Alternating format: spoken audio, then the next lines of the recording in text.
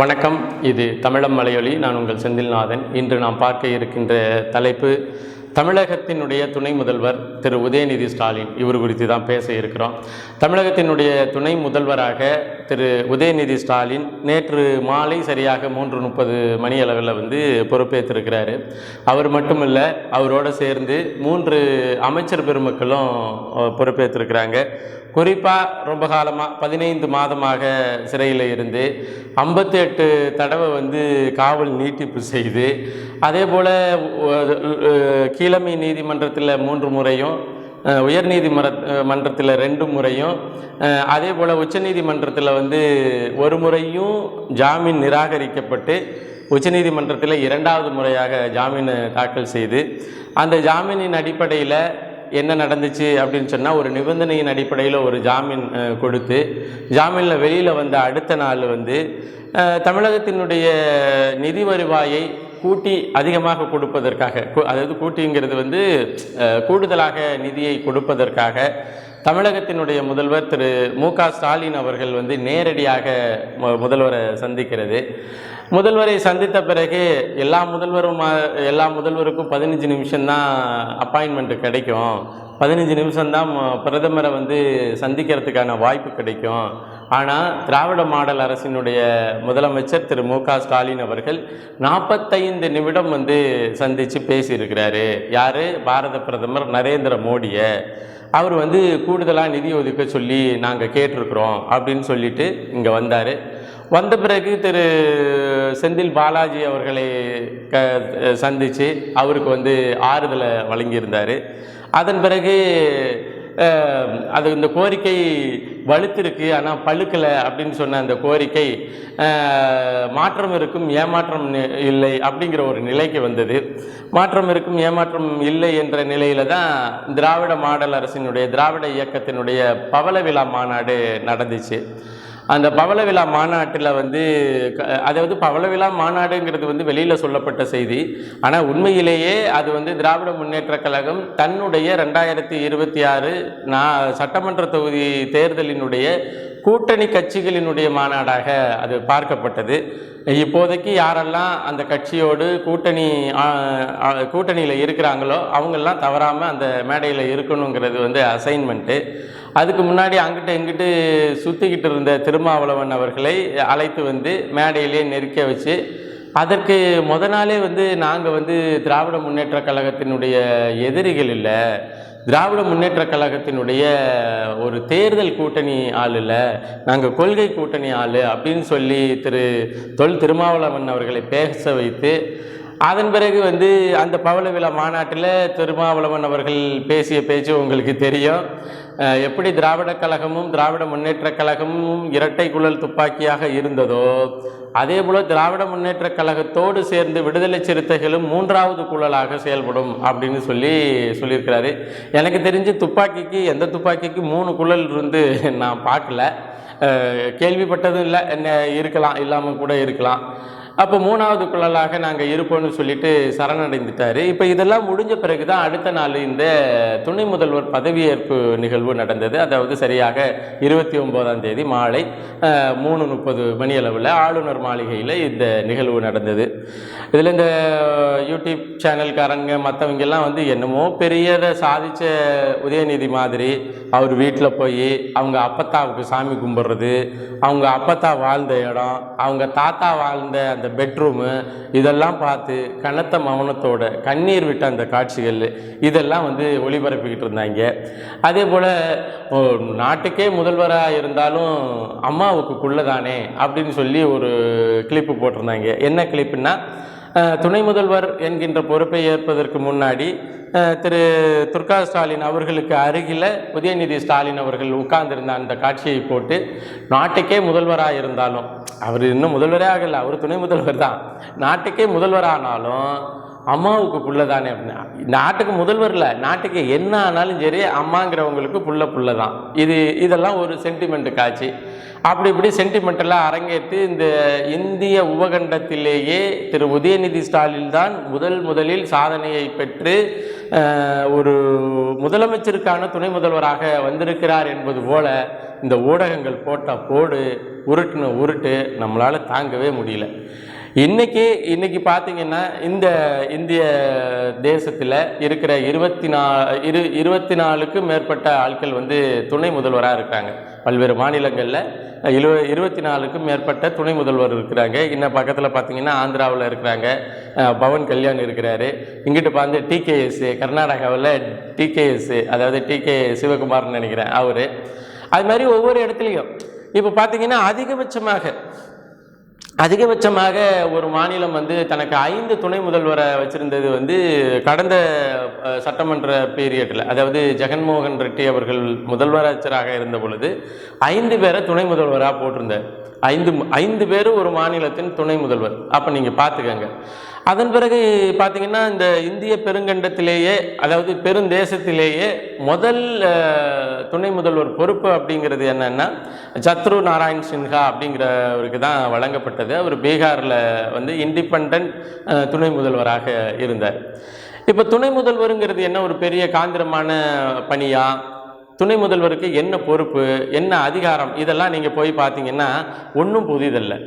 எப்படி இந்த மினிஸ்ட்ரியை கண்ட்ரோல் பண்ணுறது, மினிஸ்ட்ரியை கண்ட்ரோல் பண்ணுறதுல முதலமைச்சருக்கு எப்படி உதவிகரமாக இருப்பது அப்படின்னு. இப்போ இது நியாயப்படி பார்த்தீங்கன்னா துணை முதல்வர் பொறுப்பு இதுவரையிலையும் வகிச்சுக்கிட்டு இருந்தவர் யாருன்னா சபரீசன் தான். சபரீசனை பொறுத்தவரையிலையும் ஒவ்வொரு இலாக்கா மினிஸ்டர் அவங்கள்ட்ட இருந்தோம். ஒவ்வொரு இலாக்காவிலையும் வர்ற லஞ்ச பணங்களை ஒரு ஊர் வாரியாக, தொகுதி வாரியாக, மாவட்டம் வாரியாக பிரித்தெடுத்து கணக்கு வழக்க போடுறதுக்கு தனி டேட்டா பேஸ் ஆப்பையே உருவாக்கி அந்த ஆப்பின் அடிப்படையில் ஒரு வரவு செலவு கணக்கை மெயின்டைன் பண்ணிகிட்டு இருந்தார். கூடுதலாக வந்து துணை முதல்வருக்கான பொறுப்பாக இவங்க சொல்கிறது என்னன்னா, ஆட்சி அதிகாரத்தில் இருக்கிற ஒரு கட்சிக்கும் கூட்டணியில் இருக்கிற மற்ற கட்சிகளுக்கும் ஒரு உடன்பாடுகளை உருவாக்குகிறது, உடன்பாடோடு இருக்கணும் அப்படிங்கிறத ஒரு நம்பிக்கையை உருவாக்குற பணி அப்படின்னு எல்லாம் சொல்லி எழுதி வச்சிருக்கிறாங்க. இங்கே உதயநிதி ஸ்டாலினே புதுசு. 2019 வந்து அவர் சீனுக்கு வர்றாரு, அரசியலுக்கு வர்றாரு. 2021 எம்எல்ஏ ஆகிறாரு. எம்எல்ஏ ஆகி 2 மாதத்துக்குள்ளே வந்து அமைச்சர் ஆகணும்னு ஒரு கோரிக்கை வருது. அப்புறம் 2 மாதத்துக்குள்ளே அமைச்சர் ஆக முடியாது அப்படின்னு சொல்லிட்டு 4 மாதத்தில் ஆக்குனாங்க. அமைச்சர் ஆன பிறகு சரியாக ஒரு வருஷத்தில் உதயநிதி ஸ்டாலின் அவர்கள் துணை முதல்வர் பொறுப்புக்கு வரணும் அப்படிங்கிற கோரிக்கையை வலுக்குது. அப்புறம் சரியாக அந்த 3வது வருஷத்தில் அவரை துணை முதல்வர் ஆக்கிட்டாங்க. அதாவது பாருங்க மக்களே, சட்டமன்ற அலுவல் பணிக்கு 2021க்கு தான் காலடி எடுத்து வைத்த திரு உதயநிதி ஸ்டாலின் அவர்கள் தன்னுடைய அனுபவத்தில் சரியாக 3 வருடத்தை கடப்பதற்கு முன்னாடியே துணை முதல்வராக மாறிட்டார். இது எவ்வளவு பெரிய தகுதி வாய்ந்த பொறுப்பு, இது எவ்வளவு பெரிய ஒரு அறிவாளிக்கு, எவ்வளவு பெரிய தகுதியான நபருக்கு, எவ்வளோ பெரிய முக்கியமான ஆளுக்கு, எவ்வளவு பெரிய தொடர் சட்டமன்ற நடவடிக்கைகளில் ஈடுபட்ட ஒரு நபருக்கு திராவிட முன்னேற்ற கழகம் கொடுத்துருக்குதுன்னு பார்த்தீங்களான்னு கேட்டிங்கன்னா தான் இந்த திராவிட முன்னேற்ற கழகத்தினுடைய சமூக நீதி வந்து வெளிச்சத்துக்கு வரும். இப்போது திராவிட மாடல் அரசு, திராவிட முன்னேற்ற கழகம் எதற்காக அவசரமாக திரு உதயநிதி ஸ்டாலின் அவர்களை துணை முதல்வராக மாற்ற வேண்டும், எதற்கு வந்தது, எதற்காக அவரை வந்து நீங்கள் துணை முதல்வராக மாற்றணும்? நீங்கள் இன்னும் சொல்லப்போனால் இந்த அம்மையார் கனிமொழி அவர்களை வந்து ரொம்ப காலமாக அரசியல் தளத்தில் இருக்கிறாங்க. அவங்க அப்பா காலத்திலே இருந்தாங்க. இன்னும் வந்து பல முறை வந்து மெம்பர் ஆஃப் பார்லிமெண்ட்டாக இருக்கிறாங்க. இப்போது அவங்க மாதிரியான ஆட்களை ஒரு குடும்ப வாரிசு தான் ஆகணும்னா அவங்களுக்கு கூட கொடுத்துருக்கலாம். எதற்கு அவசரமாக இந்த பாலிடால் டப்பாவுக்கு ஆக்குறாங்க அப்படிங்கிறது தான் இப்போதைக்கு இருக்கிற மிகப்பெரிய கேள்வி. இதில் பார்த்தீங்கன்னா துரைமுருகன் வந்து மிக மிக மிக மிக மிக கண்ணை கசக்கி ஆசீர்வாதம் வழங்கியிருக்கிறாரு. துரைமுருகன் உண்மையிலேயே துரைமுருகன் மாதிரியான வாழ்க்கை யாருக்குமே வாய்க்கக்கூடாது. அதாவது ஒரு மனிதன் தகுதியான ஒரு பொறுப்புக்குரிய ஒரு மனிதன் தகுதியான இடத்துல இருந்த பொழுதும் தனக்கான பொறுப்பு மறுக்கப்படுகிறது, தனக்கான உரிமை மறுக்கப்படுகிறது. அந்த உரிமை உரிமை மறுக்கப்பட்டதை கூட மிக இலகுவாக எடுத்துக்கொண்டு மகிழ்ச்சியாக வரவேற்று உதயநிதி ஸ்டாலின் அவர்களுக்கு மலர் மாலை, இங்கிட்டு கதிர் ஆனந்த், இங்கிட்டு ஐயா துரைமுருகன் அவர்கள் போற்றி அவர்களை வரவேற்று மகிழ்கிறாங்க. இப்போ நமக்கு என்ன இதில், அதாவது ஒரு துணை முதல்வராக அவர் என்ன செய்ய போகிறாரு அப்படிங்கிற ஒரு கேள்வி இருக்கு இல்லையா? துணை முதல்வராக என்ன வேலை அவசியம் ஏற்பட்டது? ஏற்கனவே இவங்க குடும்பம் தான் இலாக்கா வாரியாக ஒவ்வொருத்தரும் பிரிச்சுக்கிட்டு வேலை செஞ்சு கல்லா கட்டிக்கிட்டு இருக்கிறாங்க. அதன் பிறகு உதயநிதி ஸ்டாலின் அவர்கள் ஒரு மாதிரி நலிவடைஞ்சு இருந்த, சோர்வுற்று இருந்த, அல்லது வெளிப்படவே முடியாது என்ற நிலையில் இருந்த அந்த துறையை எடுத்து அதை லாபகரமான துறையாக மாற்றிட்டாரு. அதனால இவருக்கு பெரிய அனுபவமும் பெரிய ஒரு திறமையும் இருக்கு. அதை பாராட்டி நம்ம அவங்களுக்கு துணை முதல்வர் பதவியை கொடுக்குறோம் அப்படின்னு சொல்றதுக்கும் ஒரு இது இல்லை. அவர் அதிகபட்சம் செஞ்சது என்னன்னா, நிவேதா பெத்துராஜ் அவர்களுக்காக ஒரு கார் ரேஸ் அவர் தலைமையில் நடத்தியிருக்கிறாரு. மற்றபடி ஒவ்வொரு ஊர்லேயும் விளையாட்டு கிரவுண்டை திறக்கிறேங்கிற பேரில் அந்தந்த ஊரில் போய் ஒரு முதலமைச்சர் ஆக போகிறதுக்கான லாபியை உருவாக்கிட்டு வந்திருக்கிறாரு. இதை தாண்டி அவர் இந்த அரசியல் தளத்தில் கடந்த 4 வருடமாக ஒன்றுமே செய்யலை. அப்போது இப்போ இதில் கூட திருமாவளவன் அவர்களை ஒருத்தர் கேள்வி கேட்டார். ஒரு செய்தியாளர் சந்திப்பில் ஒரு கேள்வி கேட்டார். துணை முதல்வர் பொறுப்பு உங்களுக்கு கொடுக்க வேண்டியது, நீங்கள் ஆசைப்பட்ட பொறுப்பு, அந்த பொறுப்பு உங்களுக்கு கொடுக்கப்படாமல் போயிடுச்சு, அதை நினச்சி உங்களுக்கு எதுவும் வருத்தமாக இருக்கா அப்படின்னு கேட்டுட்டு போனார். உண்மையிலேயே அந்த பத்திரிகையாளருக்கு மிகப்பெரிய குசும்பு. அண்ணன் திருமாவளவன் அவர்கள் திராவிட முன்னேற்ற கழகத்தோடு இருப்பது கொள்கை கூட்டணி மட்டும்தான். கொள்கைக்காக தான் அவங்க கூட்டணி இருக்கிறாங்க. நீங்கள் வேணா பாருங்கள், 2026 சட்டமன்ற தேர்தலில் ஒரு சீட்டு கூட எனக்கு வேண்டாங்க, நான் உங்களுடைய கொள்கைக்காக தான் நான் கூட்டணி இருக்கிறேன், நீங்கள் ஒரு சீட்டு கூட எனக்கு கொடுக்காட்டினாலும் நான் உங்களுக்காக தேர்தல் களத்தில் பிரச்சாரம் பண்ணுவேன்னு திருமாவளவன் அவர்கள் சொல்வதற்கு தயாராக இருக்கிறாங்க. அப்படிப்பட்டவரை போய் துணை முதல்வர் பொறுப்புக்கு ஆசைப்படுறீங்களே அப்படின்னு கேட்குறது எவ்வளோ பெரிய அபத்தம். திருமாவளவன் அவர்களுடைய தியாகத்தை கொச்சப்படுத்துகிற மாதிரி ஆயிராதா அப்படிங்கிற ஒரு கேள்வி எல்லாருக்கும் வருது. அப்போது உதயநிதி ஸ்டாலின் அவர்கள் இப்பொழுது துணை முதல்வர் ஆயிட்டார். இனிமேலுக்கு வாராது இருந்த காவிரி ஆறு வரிஞ்சு கட்டிட்டு போகுது. அதே போல் இங்கே கன்னியாகுமரியில் வெட்டி எடுக்கப்படுகின்ற கனிம வளம் இன்றோடு நாளையோடு நிற்கப்பட போகிறது. இன்னும் சொல்லப்போனால் கூடங்குளத்தினுடைய அணு கழிவுகளை கொட்டுவதற்கான சுரங்கப்பாதையை கன்னியாகுமரியில் வைக்கணும் அப்படின்னு சொல்லி ஒரு பேச்சு ஓடிக்கிட்டு இருக்குது. அதை உதயநிதி ஸ்டாலின் தடுத்துருவார். அதே போல் தமிழ்நாடு முழுமைக்கும் ஒரு 50 கிலோமீட்டருக்கு ஒருக்கா நம்ம 160 ரூபா சுங்கச்சாவடியை வசூல் பண்ணிகிட்டு இருக்கிறாங்க. அதை உதயநிதி ஸ்டாலின் அவர்கள் துணை முதல்வரான உடனேயே என்ன பண்ண போகிறாரு, அடித்து உடைச்சி எல்லா சுங்கச்சாவடியும் இல்லாமல் பண்ணிடுவார். அதன் பிறகு இந்த மண்ணினுடைய நெடுநாளான கோரிக்கையாக இருக்கின்ற, உங்களோட கொள்கையில் கூட்டணி வைத்த திருமாவளவன் அவர்களினுடைய கோரிக்கையாக இருக்கின்ற, தமிழகத்தில் இருக்கின்ற மகளிர் அவர்களினுடைய கோரிக்கையாக இருக்கின்ற மது விலக்கை எல்லா கடையையும் அடித்து உடைச்சி நிறுத்த போகிறாரு. இதெல்லாமே செஞ்சுட்டாருன்னா அவர் ஏன் இந்த பொறுப்புக்கு, காந்திரமான பொறுப்புக்கு வந்தாருன்னு கேட்குறதுக்கு ஒரு வாய் கூட இருக்காது என்பது தான் செய்தி. உண்மையிலேயே இது ஒரு அடிமை தேசம். இதை என்ன சொல்கிறது, அவர் சொல்லுவாங்களா, நாங்கள் அடிமைன்னு கூட நீங்கள் சொல்லக்கூடாதுங்க, எங்களை கொத்தடிமைன்னு கூட நீங்கள் சொல்லலாங்கன்னு சொன்னார் இல்லையா ராஜன், நினைக்கிறேன் எம்எல்ஏ ராஜன்.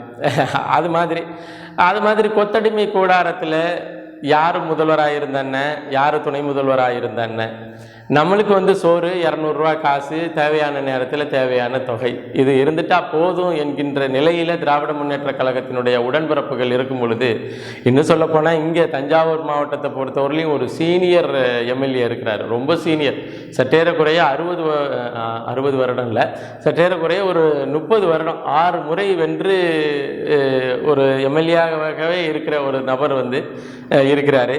சரி, அமைச்சரவையில் தஞ்சாவூர் மாவட்டத்துக்கு ஏதாச்சும் கொடுப்பாங்க என்னடா அப்படின்னு சொல்லி நம்ம பார்த்து இவரை தான் எதிர்பார்த்துக்கிட்டு இருந்தோம். துரை சந்திரசேகர் அவர்களுக்கு தான் அமைச்சர் பட்டியலில் வர்றதுக்கு வாய்ப்பு இருக்குது அப்படின்னு நினச்சிக்கிட்டு இருந்தோம். ஆனால் கோவி செழியனுக்கு கொடுத்துட்டாங்க. கோவி செழியன் துரை சந்திரசேகர் அவர்களை ஒப்பிடும் பொழுது, திருவையாறு எம்எல்ஏ துரை சந்திரசேகரன் அவர்களை ஒப்பிடும் பொழுது சீனியர்லாம் கிடையாது, அவரோட லோ ஜூனியர் அவர். அப்படி இருக்கும்பொழுது என்னடா காரணம்னு போட்டால் அப்போ தான் தெரியுது என்ன காரணம்னா, சந்திரசேகர் அவர்கள் தனக்கு அமைச்சர் பதவி வேண்டும் என்று மு.க. ஸ்டாலின் காலில் கும்பிட்டார். ஆனால் கோவிச்செழிவன் என்ன பண்ணார் தெரியுமா? உதயநிதி ஸ்டாலின் அமைச்சர் பொறுப்பை ஏற்ற பிறகு கோவிச்செழியன் அவர்கள் உதயநிதி ஸ்டாலின் காலில் விழுந்து கும்பிட்டார்.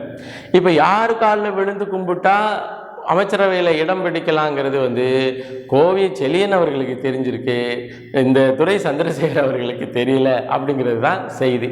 அப்போது இந்த கூடாரத்தில், இந்த அடிமை கூடாரத்தில் அரசருக்கு அரசன் அப்படிங்கிற மாதிரி மு கருணாநிதி, அதன் பிறகு மு.க. ஸ்டாலின் அவர்கள், அதன் பிறகு உதயநிதி ஸ்டாலின், நாளைக்கு இன்பநிதியும் வரலாம். இதில் அவர் முதல்வராக இருந்தும் ஒன்றும் பரட்டலை. அவர் ஆல்ரெடி டோல்டுன்னு தான் சொல்கிறாரு. இத்தனை முறை முதல்வராக இருந்திருக்கிறாரு, எத்தனையோ மீட்டிங், எத்தனையோ நான் என்ன சொல்கிறேன், இந்தியாவில் நீங்கள் பாரத பிரதமரை சந்திச்சுட்டு ஒரு செய்தியாளர்கள் சந்திப்பில் ஆங்கிலத்தில் பதில் சொல்ல முடியல. நீங்கள் இங்கேருந்து அமெரிக்காவில் யாரை பார்த்து நீங்கள் முதலீட்டை ஏற்றீங்க, எப்படி பேசி முதலீட்டை ஏற்றீங்க? அங்கெல்லாம் தமிழில் பேசுனாங்களா? அமெரிக்கர்கள் தமிழில் பேசி தான் உங்களோடு அந்த ஒப்பந்தத்தில் ஈடுபட்டாங்களா அப்படிங்கிற ஒரு கேள்வி இருக்குது. அதனால் திராவிட கூடாரத்தில் புதிய இளவரசன் உருவாகி இருக்கிறார். அவருக்கு சாமரம் வீசுவதற்கு அந்த கூடாரத்தின் அடிமைகள் எப்பொழுதே தயாராகி விட்டார்கள். இதை தாண்டி ஒரு உதயநிதி ஸ்டாலின் துணை முதல்வர் பொறுப்பை ஏற்றதில் ஒரு பெரிய ஆச்சரியமோ அல்லது பெரிய சந்தோஷமோ யாருக்கும் இல்லை. ஆனால் இந்த மண்ணின் மக்கள் மிக கூர்மையாக இந்த அரசியலை பார்க்க வேண்டும். அந்த திராவிட கூடாரத்திலேயே தகுதியானவர்கள் இருந்த பொழுதும் உதயநிதி ஸ்டாலின் அவர்களுக்கு துணை முதல்வர் பொறுப்பை கொடுக்கிறார்கள் என்றால், இதை தாண்டி அவர்கள் சுயநலமைகள் என்பதற்கு வேறு எந்த சான்றும் இல்லை என்பதை பதிவு செய்து மீண்டும் ஒரு காணொளி பதிவில் இணைவோம். நன்றி, வணக்கம்.